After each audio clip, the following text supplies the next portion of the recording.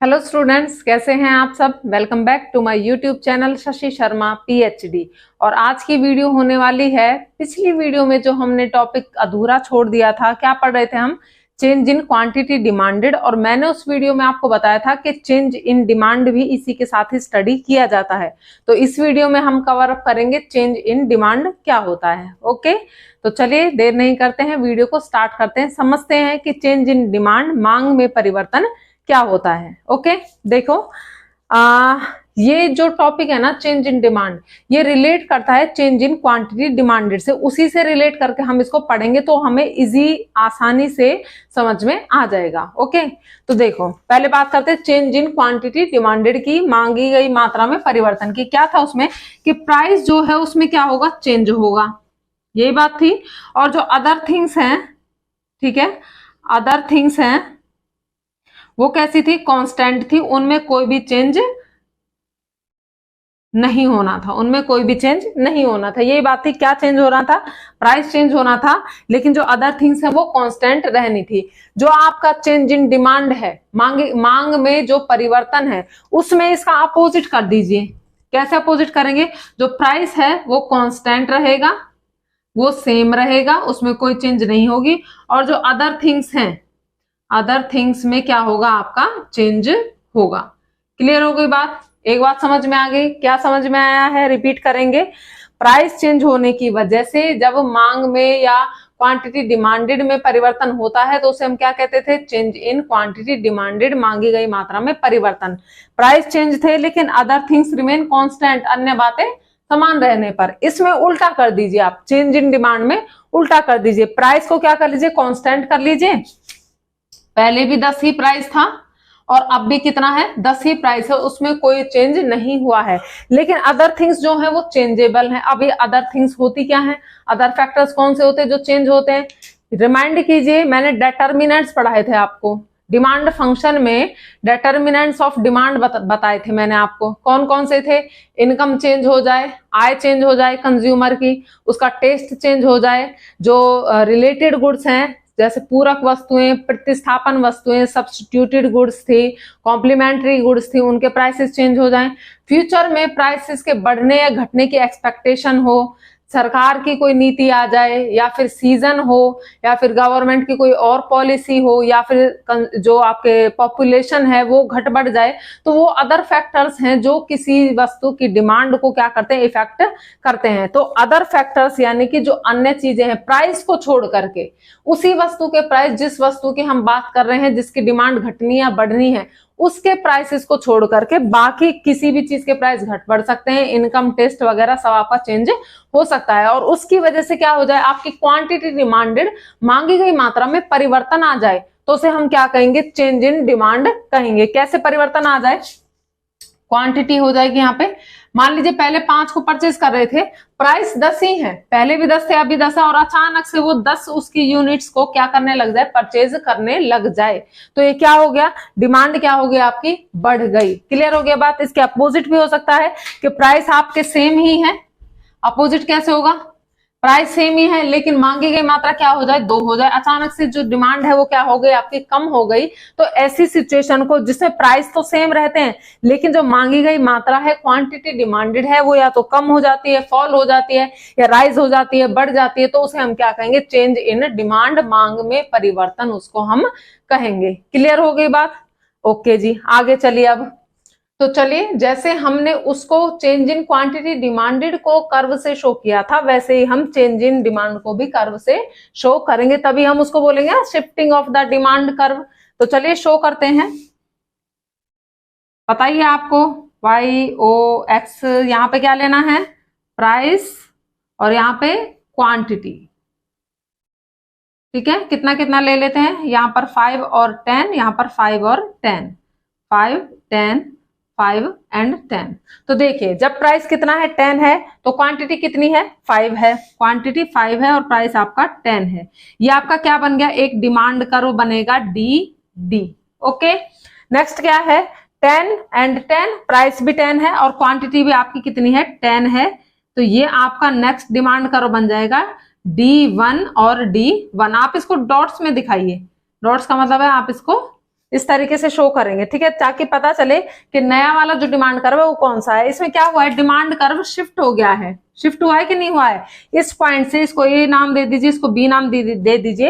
ए point से B point की तरफ ये क्या हो गया है, शिफ्ट हो गया है, और इसे हम क्या कहते हैं, shifting of the demand curve. अभी तो ये राइट वर्ड की तरफ शिफ्ट हुआ है। देखिए जो ये चीजें है ना, देखो अभी जो ये डिमांड कर्व है ये क्या शो कर रहा है कि जो आपका डिमांड कर्व है वो किधर की तरफ शिफ्ट हुआ है, अपवर्ड शिफ्ट हुआ है, राइटवर्ड शिफ्ट हुआ है या फॉरवर्ड शिफ्ट हुआ है। तीनों में से कोई भी बात आ जाए तो यानी कि आपका डिमांड कर्व इधर की तरफ शिफ्ट होगा। अपवर्ड कह लीजिए, फॉरवर्ड कह लीजिए, राइटवर्ड सीधे हाथ की तरफ कह लीजिए, ऊपर की तरफ कह लीजिए, आगे की तरफ कह लीजिए। जब आपकी डिमांड बढ़ेगी कब क्या होगा, इंक्रीज इन डिमांड, यानी कि जब डिमांड बढ़ेगी तो क्या होगा, आपका जो डिमांड कर्व है वो अपवर्ड या राइटवर्ड या फॉरवर्ड की तरफ शिफ्ट कर जाएगा, ठीक है। अपोजिट बना दीजिए इसका, अपोजिट में क्या होगा, मैं अभी वैसे बना के दिखा देती हूँ। मान लीजिए आपका डिमांड कर्व ये है, ठीक है, और आपका डिमांड कर्व इधर की तरफ शिफ्ट हो गया है इस तरीके से, तो ये किसको शो कर रहा है, ये ए पॉइंट से बी पॉइंट की तरफ इधर की तरफ शिफ्ट हुआ है, तो ये किसको शो करेगा, ये डिक्रीज इन डिमांड, मांग में कमी को शो करेगा।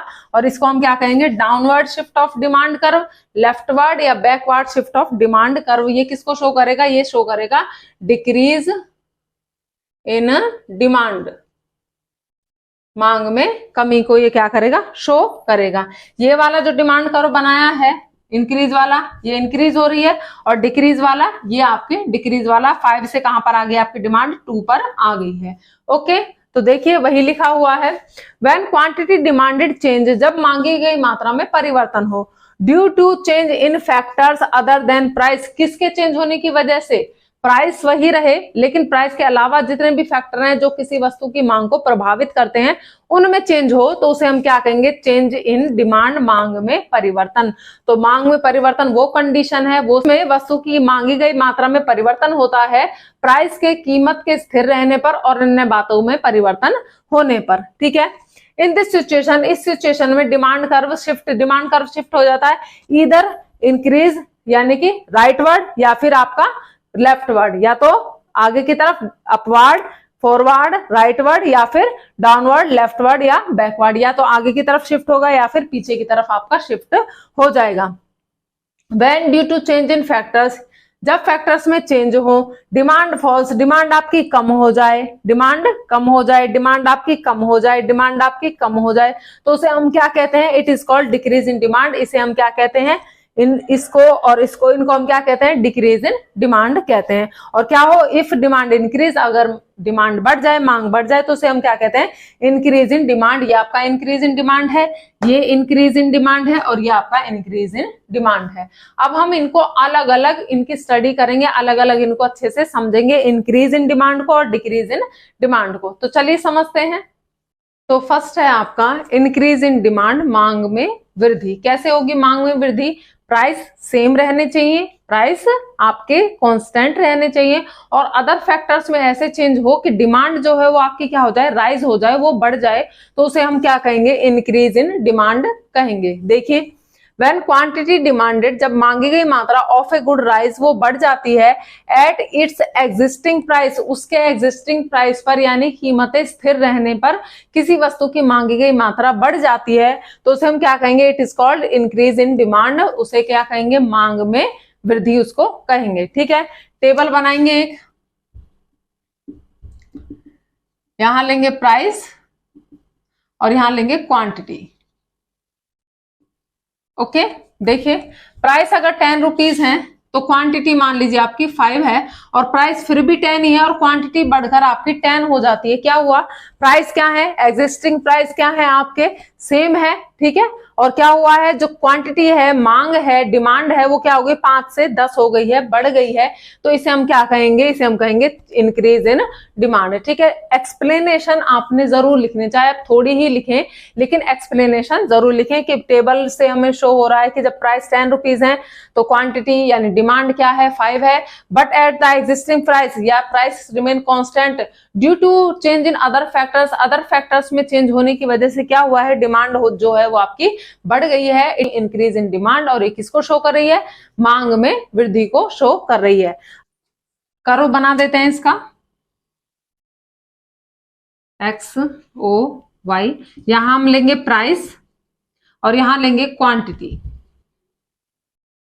ठीक है, क्या है भाई, प्राइस आपके 5 और 10 ले लेते हैं और क्वांटिटी भी 5 और 10 ही ले लेते हैं। ठीक है, प्राइस 10 है तो क्वांटिटी कितनी है, 5 है। प्राइस 10 है और क्वांटिटी आपकी 5 है। ठीक है, डिमांड कर्व बनाएंगे आपका, ये आपका डिमांड कर्व डी, और डी इसको हमने नाम दे दिया है। ठीक है, फिर क्या हुआ है, आपकी प्राइस 10 ही रहे हैं लेकिन क्वांटिटी कितनी हो गई है, 10 हो गई है। क्वांटिटी कितनी हो गई है आपकी, 10 हो गई है। तो डिमांड करो आपका कहां शिफ्ट कर गया, इसको आप डॉट डॉट में बनाएंगे, D1 और D1 ए पॉइंट से बी पॉइंट की तरफ आपका जो डिमांड कर्व है वो शिफ्ट हो गया है। और इसको हम क्या कहते हैं, इसको हम कहते हैं forward shift in demand curve, या डिमांड कर्व का सीधे हाथ की तरफ खिसक जाना या शिफ्ट हो जाना, या फिर इसको हम कहेंगे आगे की तरफ खिसक जाना। क्लियर हो गई बात, क्या हुआ है, डिमांड कर्व आपका ए पॉइंट से बी पॉइंट की तरफ शिफ्ट हो गया है, यानी कि आपका राइट वर्ड शिफ्ट हो गया है, सीधे हाथ की तरफ शिफ्ट हो गया है,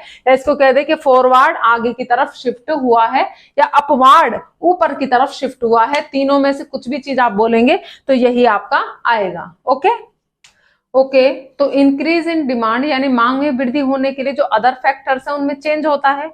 और वो अदर फैक्टर्स कौन से हैं, यानी कि क्या रीजंस हैं कि जो डिमांड है वो इंक्रीज हो जाती है। इंक्रीज इन डिमांड के क्या रीजंस हैं, क्या कॉजेज हैं कि प्राइस के स्थिर रहने पर, प्राइस के कांस्टेंट रहने पर भी आपकी मांग बढ़ जाती है। तो कॉजेज कौन कौन से हैं, income of a consumer increase, अगर मेरी इनकम बढ़ जाती है, अगर मेरी आय बढ़ जाती है तो क्या हो जाएगी, मेरी डिमांड भी बढ़ जाएगी। ठीक है, price of substitute good increase, substitute good कौन सी है, प्रतिस्थापन वस्तुएं जैसे चाय और कॉफी है। ठीक है, अगर चाय के प्राइसेस बढ़ जाते हैं तो जो लोग चाय को पीते हैं वो किस पर शिफ्ट हो जाएंगे, कॉफी पर शिफ्ट हो जाएंगे, चाहे कॉफी के प्राइस सेम टू सेम ही रहे। Okay, price of complementary good decrease, complementary good कौन सी है, जैसे कार और पेट्रोल। आपका अगर कार के प्राइसेस डिक्रीज हो जाएं, कम हो जाएं, तो अपने आप ही जो पेट्रोल है उसकी डिमांड क्या हो जाएगी, वो बढ़ जाएगी, इंक्रीज हो जाएगी।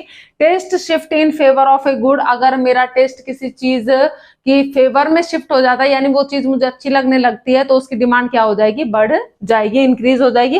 And size of consumer group, अगर कंज्यूमर ग्रुप का आकार बढ़ जाए, जैसे फीमेल की संख्या बढ़ जाए, तो क्या होगा, फीमेल वाले प्रोडक्ट की डिमांड बढ़ जाएगी, चाहे प्राइस सेम ही रहे। और फ्यूचर एक्सपेक्टेशन हो सकती है आपकी, गवर्नमेंट की कोई पॉलिसी हो सकती है जिसकी वजह से क्या हो जाती है कि डिमांड बढ़ जाती है। ओके, तो ये कुछ रीजंस हैं जिनकी वजह से इंक्रीज इन डिमांड होता है। नेक्स्ट पर चलते हैं। तो दूसरा क्या है, दूसरा है डिक्रीज इन डिमांड, मांग में कमी। कैसे होगी मांग में कमी, प्राइस सेम रखने हैं, अदर फैक्टर्स में चेंज हो रहा है और उसकी वजह से जो आपकी क्वांटिटी डिमांडेड है, मांगी गई मात्रा है, वो फॉल हो जाती है, गिर जाती है, तो उसे हम क्या कहेंगे, डिक्रीज इन डिमांड, मांग में कमी उसको हम कहेंगे। देखिए, वैन क्वांटिटी डिमांडेड, जब मांगी गई मात्रा ऑफ ए गुड, एक वस्तु की फॉल्स गिर जाती है, एट इट्स एग्जिस्टिंग प्राइस, उसकी उसी कीमत पर जो कीमत पहले थी, तो उसे हम क्या कहेंगे, डिक्रीज इन डिमांड, मांग में कमी उसको कहेंगे। टेबल बनानी है, सेम प्राइस 10 रुपए है तो आप जो डिमांड कर रहे हो वो भी 10 यूनिट्स को ही कर रहे हो, प्राइस 10 रुपए ही रहते हैं, लेकिन आप क्या करते हो, जो परचेजिंग है आपकी उस वस्तु को खरीदना क्या करते हो, कम कर देते हो। तो इसे हम क्या कहेंगे, इस सिचुएशन को डिक्रीज इन डिमांड, मांग में कमी कहेंगे। तो कर्व से इसको शो करेंगे, OXY, यहां लेंगे हम प्राइस और यहां लेंगे क्वांटिटी। क्लियर, ओके, कितना चाहिए हमें, 5, 10, 5, 10 और यहाँ 5 और 10, 5 और 10। पहला डिमांड कर्व, ये आपका पहला डिमांड कर्व है DD। ठीक है, फिर क्या हुआ, प्राइस 10 ही रहे हैं और डिमांड आपकी कम हो गई है, तो ये आपका दूसरा डिमांड कर्व बनेगा। ये आपका सेकंड डिमांड कर्व बनेगा D1 और D1। ये पॉइंट A है, ये पॉइंट B है। डिमांड कर्व A पॉइंट से B पॉइंट की तरफ क्या कर गया, शिफ्ट कर गया, यानी moving backward.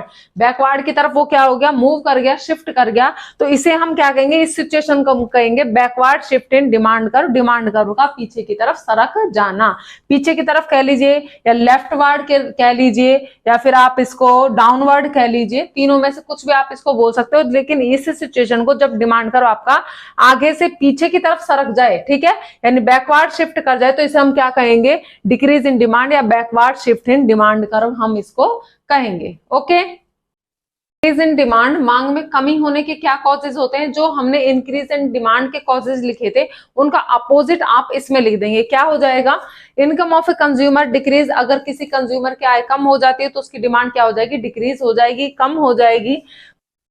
Price of substituted good decrease, अगर सब्स्टिट्यूटेड गुड है, चाय और कॉफी है, अगर चाय के प्राइसेस कम हो जाते हैं तो ऑटोमेटिकली कॉफी की डिमांड क्या हो जाएगी, कम हो जाएगी, decrease. Of complementary good increase, complementary good वही कार और पेट्रोल, अगर कार के प्राइसेस क्या हो जाते हैं आपके, इंक्रीज हो जाते हैं, तो पेट्रोल की डिमांड क्या हो जाएगी, ऑटोमेटिकली कम हो जाएगी। और नेक्स्ट है taste shift against of a good, अगर किसी चीज का टेस्ट मुझे अच्छा नहीं लग रहा है, अगेंस्ट उसके मेरा टेस्ट हो जाता है, तो क्या हो जाएगी, उसकी डिमांड ऑटोमेटिकली कम हो जाएगी। एंड लास्ट है size of consumer group decrease, अगर कंज्यूमर का आकार कम हो जाता है, वही फीमेल वाला एग्जांपल ले लेते हैं, अगर फीमेल्स की जो ग्रुप है, जो पॉपुलेशन है वो कम हो जाती है, तो उससे क्या होगा, फीमेल वाले प्रोडक्ट की डिमांड कम हो जाएगी। ओके, तो ये आपके रीजंस है, कॉजेज हैं जिससे कि आपकी डिमांड है वो कम हो जाती है। आई होप आपको टॉपिक अच्छे से समझ में आ गया होगा। ओके, वीडियो में मिलेंगे, चैनल को सब्सक्राइब करें, वीडियो को लाइक करें, अपना ध्यान रखें, सुरक्षित रहें और अपने आप को स्वस्थ रखें। ओके, नेक्स्ट वीडियो में मिलेंगे, तब तक के लिए टाटा।